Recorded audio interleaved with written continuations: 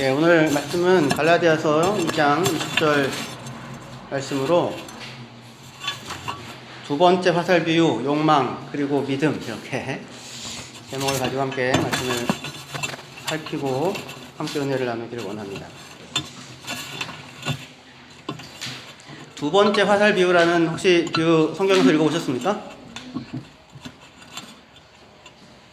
안 읽어보셨습니까?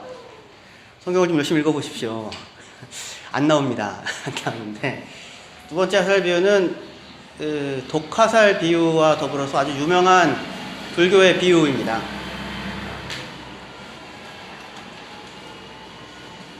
독화살 비유라고 하는 거는 누군가가 화살을 쐈어요. 독화살을. 이제 죽게 됐죠. 그랬을 때 누가 쐈느냐, 왜 쐈느냐, 독의 성분이 무엇이냐를 탐구하기 전에 먼저 빨리 뽑아서 사일궁리해라, 이겁니다. 그게 첫 번째 이제 화살에 대한 중요한 비유고, 두 번째 화살 비유라고 하는 것이 있는데, 그건 뭐냐면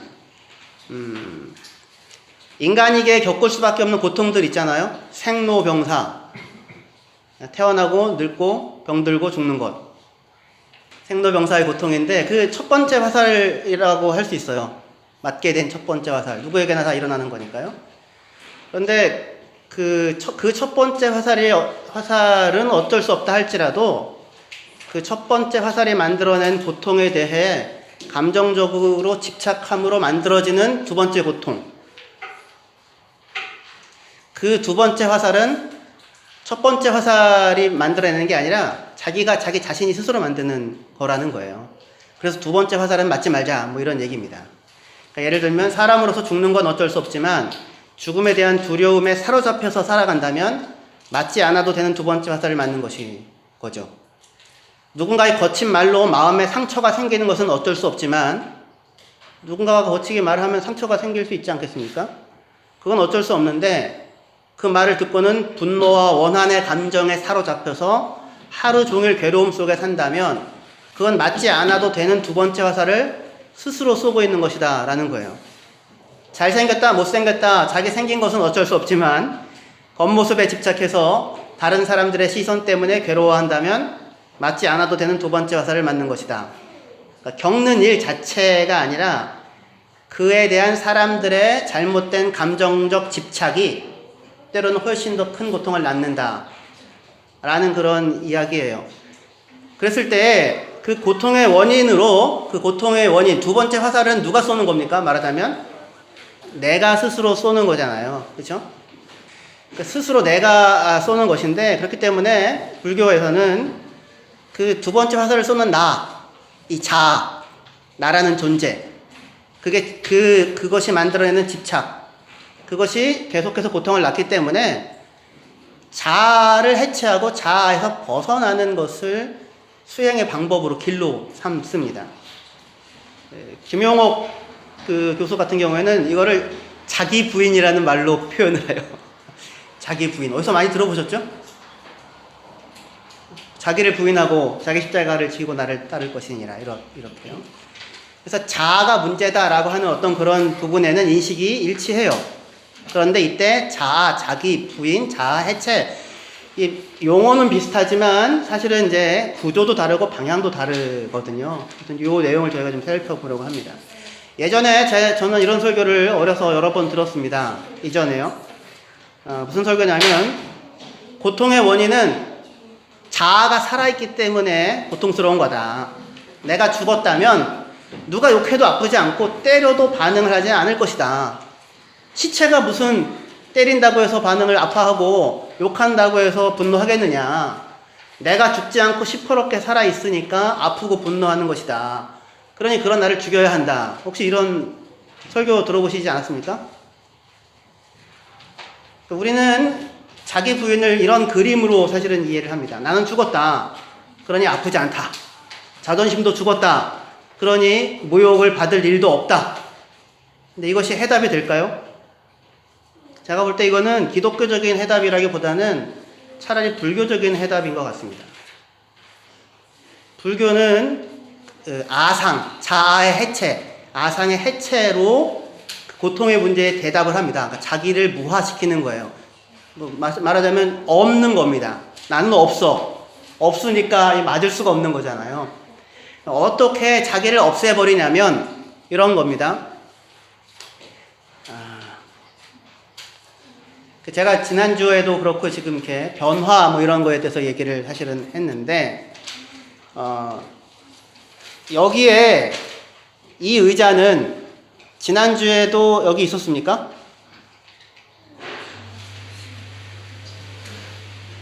있었죠? 근데 이 의자가 그 의자 맞습니까?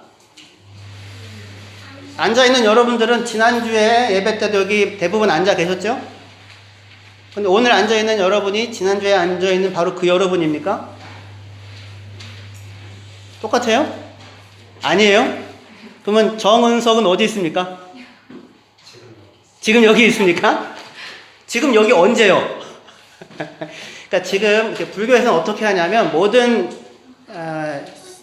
존재가 있는 게 아니고요. 무한한 이렇게 사건의 연쇄들이 있습니다. 예를 들면 이런 식으로 해체를 하는 거예요. 누군가가 저에게 욕을 했어요. 만약에 비난을 퍼부었다고 칩시다. 그러면 그 사람이 나에게 비난을 퍼부었어. 이렇게 되면 그 사람이 있고 욕을 먹은 내가 있죠. 그러면 그 사람은 다 저를 모욕한 사람이 되죠. 그러면 제가 분노하고 어떻게 조치를 취해야 되겠죠. 그죠? 그런데 어떻게 이 문제를 벗어나냐면 불교에서는 그 사람이 있고 내가 있다는 것은 망상이라고 생각합니다. 다만 그런 일이 발생했어요. 그 사람이 나를 보고 욕을 한 겁니다. 그냥 저는 욕을 먹었고 기분이 나빴어요. 그냥 그 사건이 있었던 거예요. 그리고 사건이 지나간 겁니다. 이 사람도요. 이 사람은 그러면 왜 욕을 하게 됐는가? 굉장히 해피하고 행복한 일이 있고 로또를 맞았는데 절 보고 욕하진 않지 않겠습니까? 그렇죠. 그러면 그렇게 될 만한 어떤 다른 사건의 연쇄들이 있을 수 있죠. 그래서 무수히 다양한 그물망 속에 이 사람은 흔들리다가 어느 순간 분노하여 욕을 한 것에 불과한 거예요. 욕하는 사건을 그냥 일으킨 거죠. 그러면 저는 엄하게 그 사건의 옆에 있다가 당한 사건이 되는 겁니다. 그러면 그 사건을 받은 내가 있다고 생각하면 내가 그것을 갚아야 하긴 하겠지만 그게 아니라 그냥 여러 사건들이 스냅 사진처럼 계속 찍히는 것이다. 그것이 연결돼서 쭉 이어나는 것에 불과하다고 한다면 저를 욕한 그 사람이 있는 게 아니라 그런 여러 관계의 그물이 있는 거잖아요. 그러니까 원수가 없고 그것을 들은 나도 없다 해서 이 관계의 망 속으로 다 모든 것을 해체시켜버리는 겁니다. 그럴듯합니까? 자, 여기 성경책이 있죠? 그죠? 어디 갔습니까? 없어졌죠? 근데 여기에 성경책이라고 생각하지 마시고 여러분이 사랑하는 부모님이라고 생각해 보십시오. 없어졌어요. 여기에 한 50억이 있습니다. 여기 여러분들 눈앞에 없어졌죠. 여러분의 사랑하는 자녀가 여기 있어요. 근데 없어졌어요. 뒤에 있다면. 그러면 여러분들은 상실의 고통을 겪겠죠. 그죠? 자, 그런데 지금 여기 성경책이 있는데 여기 다 봤잖아요. 자, 여기 뒤에 있습니다. 그러면 이건 없어진 거고 잃어버린 거고 놓친 거고 상실된 거예요. 그런데 조금 전에 여기 성경책이 있다는 것을 전혀 보지 못한 누군가가 들어와서 여기를 보면 여러분들이 다들 성경책 없어졌네 라고 혹시 느끼고 있을 때 그 사람은 그걸 알아요? 몰라요? 모르죠. 그 사람에게는 아무 일도 일어나지 않은 거예요. 그러니까 이 상실이라고 하는 고통은 있다고 생각하니까, 있다고 기억하는 내가 있으니까 뭔가를 잃어버린 아픔을 겪는다 이겁니다. 그냥 여러 사건이 연쇄될 뿐인데 그것이 있다고 기억하는 내가 있으니 상실이 발생한다는 거예요. 그래서 이 집착은 있다고 생각하는 여기게 만드는 그 마음이 상실이라고 하는 고통을 만드는 거다. 말하자면 두 번째 화살인 거죠. 그냥 있다가 없어졌어요. 사랑하는 부모님이 있다가 돌아가셨습니다. 근데 그것을 내가 상실이라고 느끼는 것은 내가 스스로의 기억과 내 스스로 있다고 생각하는 것 때문에 덧붙여서 만들어내는 것이다 라는 거예요. 자, 자, 이제 두 번째 화살. 과연 그런데 이것이 이런 훈련을 통하여, 마음 훈련을 통하여 과연 해결할 수 있는 것이냐라고 제가 묻고 싶은 것입니다. 과연 깨달음을 얻어서 아상, 나를 잘 해체해버리면 고통에서 벗어나 자유로울 수 있을까요? 이건 사실은 아무것도 변화시키지 않고 바뀌지 않고 아프지 않는 길을 찾는 거잖아요. 그래서 사실은 이거는 어떻게 보면 정신승리이고 스스로 고통에서 스스로의 생각을 마비시키는 어떤 방향으로 생각됩니다. 그러면 근원적으로 이제 제가 이렇게 물음을 묻고 불교의 나름의 해답을 제시했다면 아까 애초에 두 번째 화살이라고 하는 그 비율은 그 일은 우리에게도 일어나는 일이라고 여러분들 다 같이 동의했잖아요. 그럼 그런 소위 집착, 욕망, 겪지 않아도 되는 내가 스스로를 아프게 하는 어떤 그런 일들, 그럼 그런 일은 도대체 어떻게 하면 벗어날 수 있는가? 성경은 어떤 대답을 주는가? 그 얘기를 해보려고 하는 것입니다. 자, 불교에서 얘기하는 집착, 스스로가 스스로 자기가 자기에게 얽매여가지고 만들어내는 모든 집착들이 모든 고통의 문제인데 그것을 수행을 통하여서 해결할 수 있는 길을 제시하고자 한다라고 했을 때 사실은 그것과 비슷한 어떤 그 집착이라고 얘기할 수 있는 것이 성경에서는 바울은 특별히 육체의 욕망이라고 하는 말로 표현을 합니다. 한번 좀 읽어볼까요? 음란부터요. 시작. 음란, 더러움, 원한, 분냄, 분욕, 투기, 술 취함, 앙탕, 이웃에게 거짓을 말함, 속이는 욕망에 사로잡힘, 배신, 탐욕, 악의, 사기, 악독, 비방, 교만, 능욕, 자랑, 거역, 어리석음, 배신, 무정, 무자비. 그냥 말만 들어도 막 괴로워지지 않아요? 그죠? 말만 들어도 고통스럽죠? 그죠? 근데 이런 것을 바울은 육체의 욕망에서 비롯되는 것이다. 육체의 욕망이 하는 일이다. 뭐 굳이 아까 얘기하면 집착이 하는 일이다. 이렇게 얘기할 수 있겠죠. 그런데 이러한 삶에 대조되어지는 대안으로 제시하는 것이 그러니 그런 나를 없애라 모화시켜라가 아니라 다른 하나의 욕망을 제시합니다. 그게 뭐냐면 성령의 욕망이에요. 성령의 욕망. 육체의 욕망과 대조되는 것으로 그것을 해결할 수 있는 것으로 제시하는 게 성령의 욕망이다라고 하는 것입니다. 애초에 두 번째 화살의 고통에서 벗어나는 길에 대한 물음을 제가 물었는데요. 그것을 굳이 바울식으로 대답한다면 그거는 무슨 자아의 해체가 아니라 육체의 욕심을 따르는 삶을 중단하고 성령의 욕망을 따라 사는 삶을 살아가는 것이다. 이렇게 대답할 수 있습니다. 갈라디아서 5장 16절 여기를 같이 읽어볼게요. 시작. 내가 이르노니 너희는 성령을 따라 행하라. 그리하면 육체의 욕심을 이루지 아니하리라. 아까 그런 분노, 원한, 시기, 다툼, 당짓는 것, 수근수근 비난 등등이 다 육체의 일, 육체의 욕망이 만들어내는 일이라고 했는데 그 일 여러분이 겪고 싶지 않잖아요. 그죠? 그런 거에 사로잡혀서 뒤흔들리면서 살고 싶지 않지 않습니까? 이 귀한 인생을. 그런데 그것에서 벗어날 수 있는 길로 다시 앞에요. 얘기하는 것이 육체의 욕심을 이루지 아니하리라. 그것이 당신을 붙잡고 뒤흔들지 아니하리라. 어떻게 하면은요? 성령을 따라 행하면 이렇게 얘기하고 있습니다. 자, 그러니까 기독교 복음은 성령이 일하신다. 성령이 인도해 가신다라고 하는 걸 전제해요. 아까 석찬일 집사님이 기도하실 때 우리가 이렇게 할 수 있도록 하나님 인도하여 주시옵소서, 하나님 인도하여 주시옵소서라고 항상 기도를 하시잖아요. 석찬일 집사님의 기도의 의미는 항상 그겁니다. 인도하여 주시옵소서. 근데 저는 굉장히 좋은 기도의 모습이라고 생각해요. 왜냐하면 인도를 받는 내가 있고 인도에 가시는 누가 있는 거예요? 하나님이 있는 거죠. 그렇죠? 하나님의 관계, 하나님이 일하심, 하나님이 인도해 주셔야만 합니다. 그럼 인도하시면 제가 따라가겠습니다. 이런 게 있는 거잖아요. 그죠? 그래서 지금 여기에서 성령이 일하시고 성령이 인도해 가신다라고 하는 것을 기독교 복음은 전제해요. 이거 되게 중요합니다. 여러분들 안에는 성령님이 계십니까? 여러분들의 삶에는 성령님이 인도해 가시나요? 여러분들의 삶은 성령이 지도하고 지배하고 계십니까? 그러기를 원하십니까? 여기는 아멘 해야 되는데 그 뒤에는 아까 앞에는 안 해도 여기는 아멘을 해야 되는데 인간은 깨달음과 결심과 수행을 통해서 구원에 이를 수가 없고요. 기독교 복음은 인간의 구원을 하나님의 사랑과 일하심이 우리를 구원한다. 이렇게 얘기합니다. 하나님의 사랑과 일하심이 우리를 구원한다. 내가 나를 구원하는 것이 아니라 예수를 믿을 때에 예수님과 성령님과 하나님이 우리를 구원한다.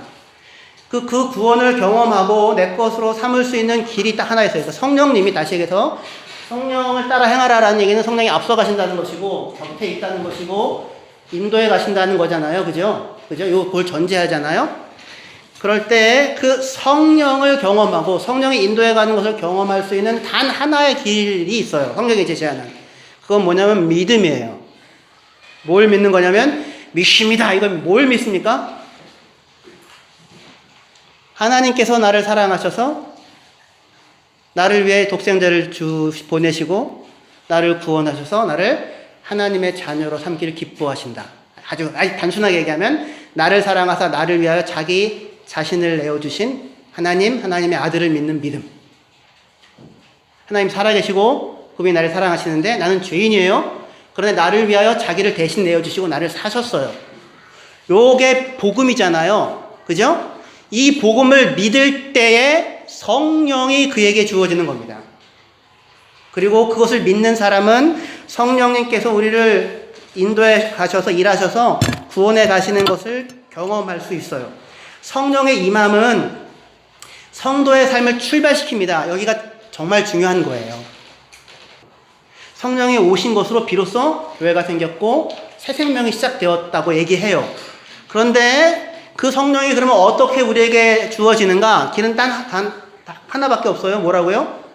믿음이라고요. 예수 그리스도를 믿는 믿음, 믿을 때에 우리 안에 성령이 주어집니다. 근데 이 성령이 주어짐은 예수님께서 세례 받으실 때에 하늘이 열리고 성령이 비둘기같이 강림하셨다고 하죠. 그죠?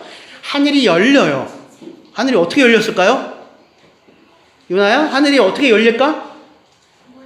그래, 몰라.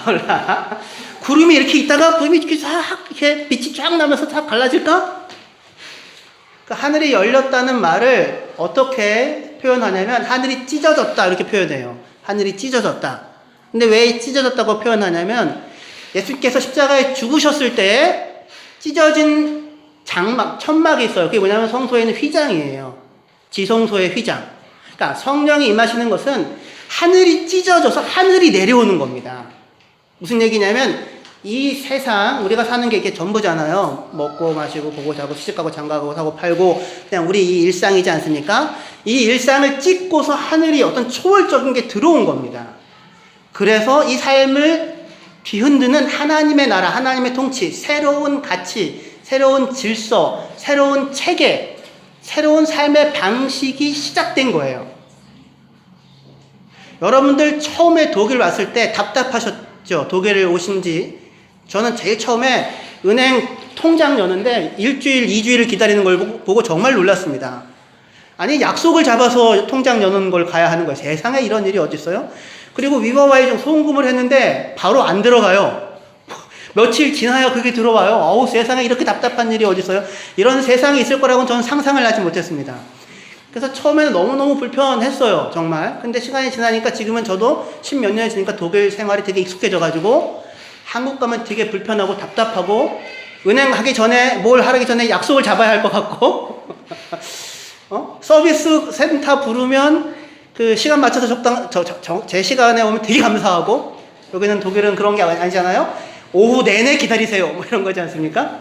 자, 여기에만 해도 우리 이 땅은 사는 이 땅만 해도 삶의 질서 체제가 이 문화권과 이 문화권이 다르잖아요. 그러죠? 근데 성령이 임하신다는 것은 무슨 얘기냐면 하늘을 찢고 하나님의 나라가 들어오는 거예요. 전혀 다른 질서, 전혀 다른 체제, 전혀 다른 가치, 전혀 다른 중심, 전혀 다른 삶의 이유, 전혀 다른 삶의 목적, 전혀 다른 삶의 평가의 기준, 성공과 실패를 나누는 기준, 삶에 대한 전혀 새로운 통치체계, 가치가 성령과 더불어서 이 세상에 들어오게 되었다라고 하는 것입니다. 그래서 이 세대, 그러니까 우리가 지금 살고 있는 이 세대의 질서가 전부였던 세상에 성령으로 말미암아 전혀 새로운 질서와 배치가 침투한 것이 성령의 임함이에요. 그래서 이제 그 부분을 육신의 욕망, 이 세대의 욕망이고요. 성령의 욕망, 하나님 나라의 질서. 그렇게 하여서 한번 읽어볼게요. 그 다음 갈라디아서 5장 16절에서 23절입니다. 윤효가 읽고 싶어서? 너무 길어서? 자, 제가 읽어드릴게요. 내가 이르노니 너희는 성령을 따라 행하라. 그리하면 육체의 욕심을 이루지 아니하리라. 육체의 소욕은 성령을 거스리고 성령은 육체를 거스리나니 이 둘이 서로 대적함으로 너희가 원하는 것을 하지 못하게 하려 함이니라. 너희가 만일 성령의 인도하시는 바가 되면 율법 아래 있지 아니하니라. 육체의 일은 분명하니 음행과 더러운 것과 호색과 우상숭배와 주술과 원수 맺는 것과 분쟁과 시기와 분냄과 당지는 것과 분열과 이단과 투기와 술취함과 방탕함과 또 그와 같은 것들이라. 전에 너에게 경계한 것 같이 경계하노니 이런 일을 행하는 자들은 하나님의 나라를 유업으로 받지 못할 것이요 오직 성령의 열매는 사랑과 희락과 화평과 오래 참음과 자비와 양선과 충성과 온유와 절제니 이 같은 것을 금지할 법이 없느니라. 이렇게 얘기하고 있습니다. 육체의 욕망이 있는 게 아니고요. 성령도 욕망이 있어요. 성령도 욕망해요. 성령도 욕망해요. 두 종류의 근원을 가지고 있는 욕망이 있는 거예요.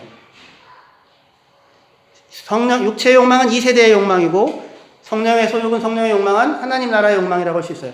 욕망이란 말이 조금 불편하면 열정, 소원, desire라는 말이 불편하면 패션 뭐 이렇게 얘기할 수도 있을 거예요.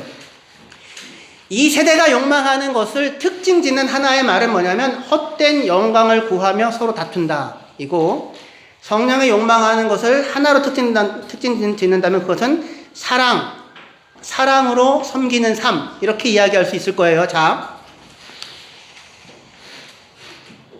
여러분들 안에는 어떻게 육체의 욕망과 성령의 욕망 가운데서 어느 욕망이 여러분의 삶을 지배하고 있습니까? 성령의 욕망이 삶을 지배하고 있나요? 대답을 못하신다면 성령의 욕망이 삶을 지배하기를 소원하시나요? 예, 아멘. 그렇죠. 그러면 어떻게 하면 성령의 욕망이 내 삶을 지배할 수 있을까요?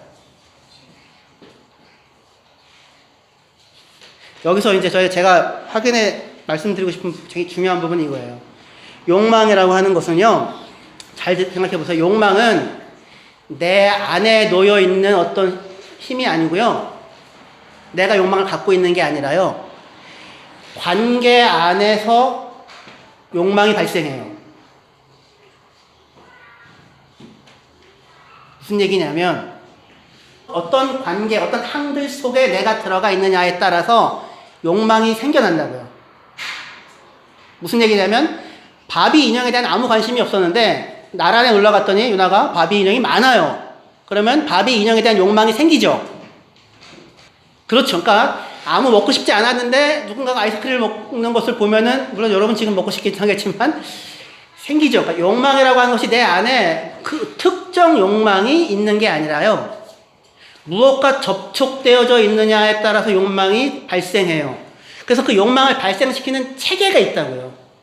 이게 되게 중요한 거예요. 그러니까 거짓말 하지 말아야지, 음욕을 품지 말아야지, 뭐 하지 말아야지, 뭐 먹지 말아야지, 요것과 싸우는 형태로는 항상 거기에 져요. 그리고 그게 내 안에 있는 실체처럼 느껴진다고요. 그런데 여러분들이 만약에 수련회를 갔어요. 그럼 게임하지 말아야지, 뭐 음욕을 품지 마, 이런 형태의 욕망들은 안 올라오죠. 올라오나? 그래도? 그러니까 어느 맥락 안에 내가 놓여 있느냐가 내 욕망이 무엇을 향하게 만드는지를 추동한다고요. 그러니까 전혀 놀지 않았던 것도 누군가가 와서 그걸 가지려고 하면 갑자기 세상에서 그보다 더 중요한 것이 없는 것처럼 붙잡게 되죠. 그러니까 그 욕망이 원래 있는 게 아니었다고요. 그런데 그 욕망을 발생시키는 맥락이 들어오자 그 욕망이 자극이 되는 거죠.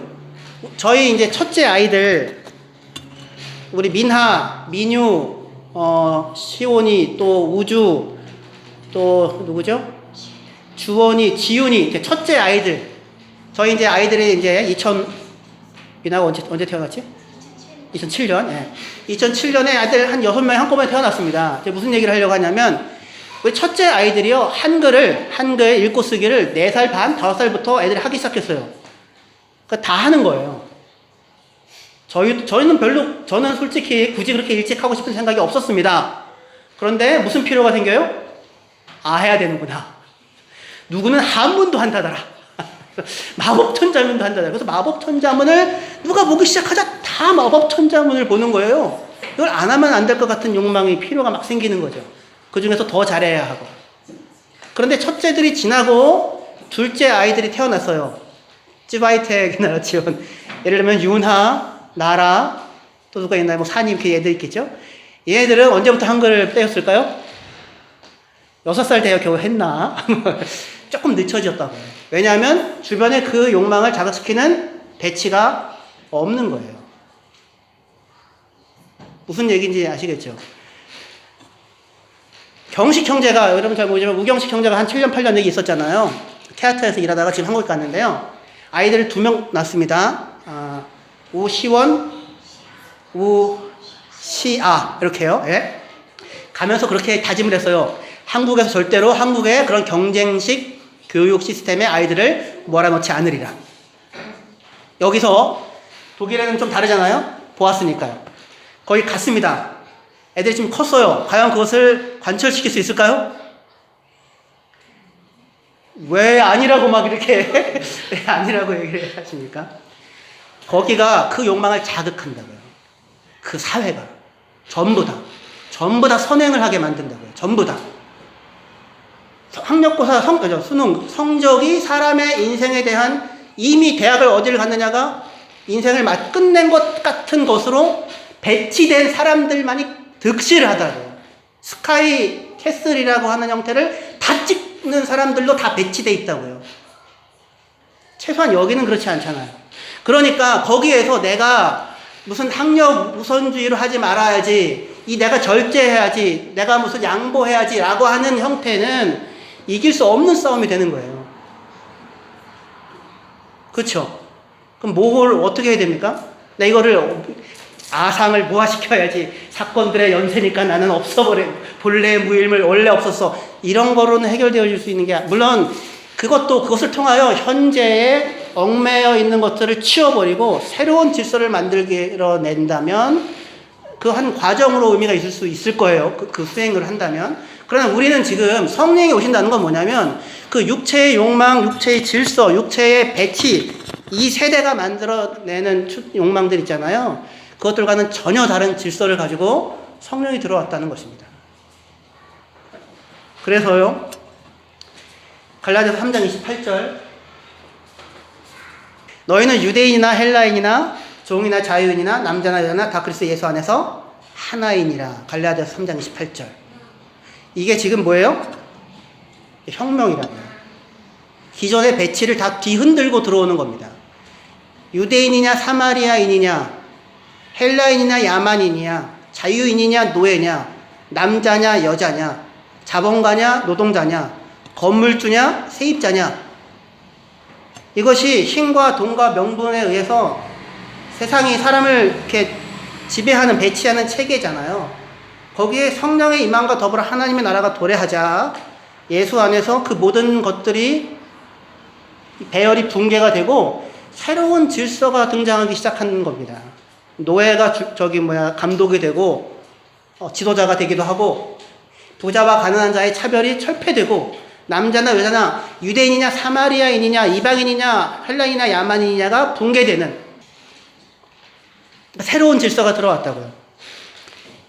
여러분, 변호사냐 의사냐 연구원이냐 사장이냐가 중요한가요? 아니면 축구선수냐? 나중에 뭐 되실 거예요? 죄송합니다. 나중에 뭐 되실 거예요? 우리 청소년 친구들. 변호사, 의사, 뭐가 적성에 맞아요? 연구원, 사장, 프로 스포츠 선수. 안 중요합니다. 얼마를 버느냐가 중요합니다. 지금 이 시대는 그래서 얼마 버는데 정말로 변호사, 의사, 이거 내 적성에 맞아. 난 정말로 사람을, 아픈 사람을 돌봐서 이렇게 건강하게 만드는 그런 사명이 있어. 그죠? 우리 정우석 선생님, 그렇죠? 예. 그래서 정우석 선생님은 얼마를 버느냐가 안 중요한 사람이라고요. 그죠? 조금 중요합니까? 독일의 의사들이 오스트리아나 다른 데로 떠난대요. 왜냐하면 노동 강도 대비 수입이 너무 적어요. 다른 데가 더 많은 거예요. 근데 이제 이 사회는 도대체가 아이들한테 물론 이제 얘가 뭘 잘하느냐 해가지고 그걸 밀어주려고 하지만 결국에는 얼마 버느냐잖아요. 얼마 버느냐. 근데 이렇게 하나의 기준으로 다 1번부터 100명 있으면 1등부터 100등까지를 세울 수 있는 사회는 정말 미친 사회라고요. 근데 그 배치, 그 체제 속에 아무리 스스로 무슨 절제하고 좀 나눔을 실천한다고 하여서 근본적으로 성령의 욕망을 따라 사는 것이 아니게 된다는 말입니다. 교회도 뭘 하냐면 교회도 무슨 똑같은 일을 하는 거예요. 어느 교회가 사립 초등학교를 만들었어요. 외국인 선생님들 정말 초호화 경력을 가지고 있는 선생님으로 모셨습니다. 한 달인가 한 학기인가 그 초등학교 입학금이 500만 원이에요. 그렇게 해서 뭘 하냐면 이 시대의 동량을 키워낸다 이거죠. 그러니까 보다 더 많은 권력과 보다 많은 수입과 보다 더 많은 힘을 얻는 것을 교회가 가장 앞서서 한다. 이렇게 가게 되면 결국에는 어느 욕망에 줄을 서는 겁니까? 자본이라는 욕망에 똑같이 줄을 서는 것이라고요. 아무리 열심히 해도 육체의 일을 따라서 살아가는 것에 불과한 거예요. 공부를 열심히 하지 않아야 된다는 얘기가 아니라 그런 얘기가 열심히 해야죠. 수고해야죠. 사랑으로 종로릇 해야죠. 권세자냐 권세자가 아니냐. 예수님 뭐라고 해요? 세상 사람들은 권세자가 다 사람들 주관하고 마음대로 하려고 하지만 너희는 그렇지 않아. 너희 중에는 큰 자는 섬기는 자가 돼야 돼. 식사시즌꾼이 돼야 돼. 하나님이 내가 식사시즌꾼 하고 있어. 예수님이 식사시즌꾼 하셨죠. 근데 예수님이 누구예요? 하나님이시라고요. 완전히 새로운 배치죠. 그게 성령의 일인 겁니다. 자, 제가 물어볼게요. 10억을 줘도 팔지 않을 무언가를 혹시 가지고 있습니까? 여러분들은요? 억만금을 줘도 팔지 않을 뿐만 아니라 어떠한 희생을 치르더라도 결코 포기할 수 없는 대상, 사랑하는 사랑하는 것을 혹시 가지고 있습니까? 갈라디아서 2장 20절 다시 읽을게요. 시작. 내가 그리스도와 함께 십자가에 못 박혔나니 그런즉 이제는 내가 사는 것이 아니요 오직 내 안에 그리스도께서 사시는 것이라. 이제 내가 육체 가운데 사는 것은 나를 사랑하사 나를 위하여 자기 자신을 버리신 하나님의 아들을 믿는 억만금을 줘도 결코 포기하고 놓지 않을 무언가가 있는 사람, 그런 사랑의 대상이 있는 사람, 사랑하고 있는 것이 있는 사람, 이거는 돈에 의하여 좌우되지 않겠죠. 그런데 예수님이 우리에 대해 하는 얘기가 뭐냐면 너를 사랑하여 너를 위하여 나 자신을 내어 주고라도 나는 너를 포기하지 않겠다. 이 하나님 나라의 가치예요. 하나님 나라의 질서입니다. 은혜와 긍휼과 사랑. 이 것에 의하여 다른 모든 일들이 재배치되는 거예요. 살면서 우리는 여러 가지 고통과 어려운 일들과 아픈 일들을 만날 수 있습니다. 마무리 정리하겠습니다. 그때 그것을 우리가 마주하게 하는 힘은 어디에 있냐면 이 하나님이 나를 이렇게 붙잡고 있다고 하는 믿음입니다. 그 믿음이 살면서 겪는 어떠한 고통과 어떠한 어려운 일들도 다르게 보고 극복하고 견뎌내고 이겨내고 승리하게 할 수 있는 힘이 될 것입니다. 아브라함이 그랬고요. 이삭이 그랬고 야곱이 그랬고 요셉이 그랬습니다. 두 번째 고통, 무슨 그런 두 번째 화살 맞는 거기서 얼른 피하는 마법적인 방법은 세상에 없습니다. 그런 건 없어요. 시련을 당했으면 아파해야 되고요. 부모님을 떠나면서 고통스러워해야 되겠죠. 누군가로부터 상처를 받고 오해를 받으면 아파해야 되는 것이 맞을 겁니다. 당연할 거예요. 그때 나를 사랑하사 나를 위하여 자기 자신을 버리신 하나님께서 이 공고한 나의 인생 가운데 찾아오셔서 내 인생을 구원해 가시되 나 혼자만이 아니라 우리 모두를 합력하여서 모두가 하나님 앞에 평화와 사랑과 기쁨을 누릴 수 있는 자리에 세워 가실 수 있는 분이라고 하는 것을 믿고 삶을 살아내는 겁니다. 시간을 건너가는 겁니다. 그리고 마침내 결코 화해가 생겨나지 않고 결코 평안이 생겨나지 않을 것 같은 그 자리에서도 원수되었던 자를 화목케 하시는 십자가의 능력이 우리 안에서 일하여 우리가 도저히 꿈꿀 수 없는 자리에 하나님이 세워 가시는 것을 볼 수 있게 될 것입니다.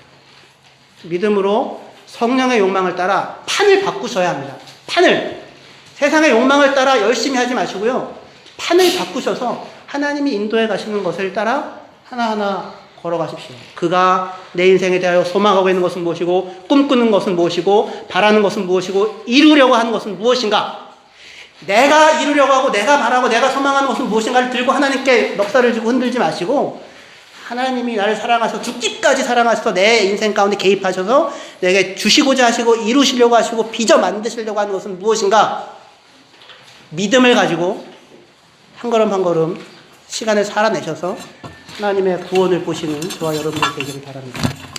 기도하시겠습니다.